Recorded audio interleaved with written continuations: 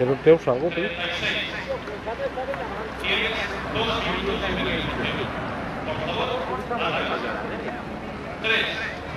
minutos de penalización.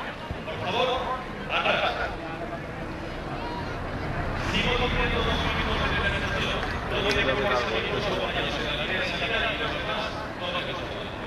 Sigo diciendo números. Aquellos a los que vayan apurado, que sepáis que tenéis 2 minutos de penalización. De momento también. Número 3, número 39 y número 36, 2 minutos de penalización.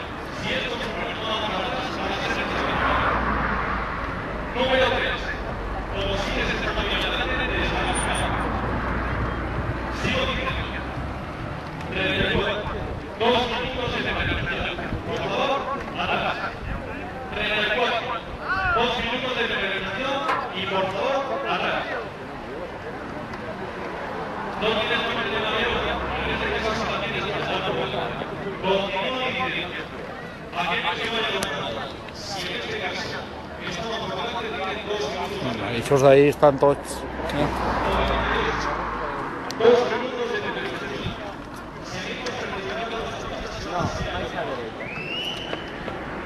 Está roja, a negra o está a derecha. Esta regla tienes que estar por detrás de la línea de salud. Sí. La salida de las semanas. El 3. El barco no era amarillo. Pero es todo amarillo. No, es que es todo amarillo. El 3. Tenías 2 minutos de penalización. Si no das para atrás, vas a ser descalificado. No puede dar más La línea de salida tiene que ser la luz por detrás.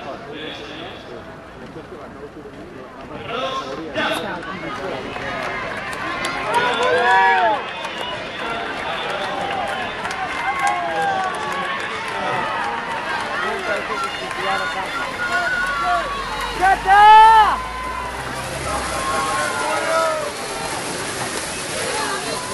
Porque está en transbordo.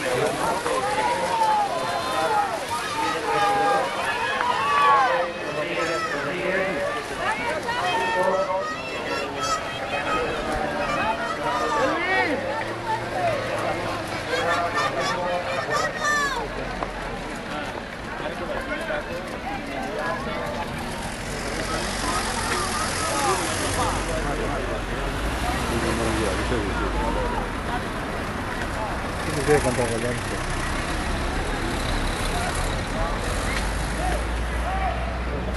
No.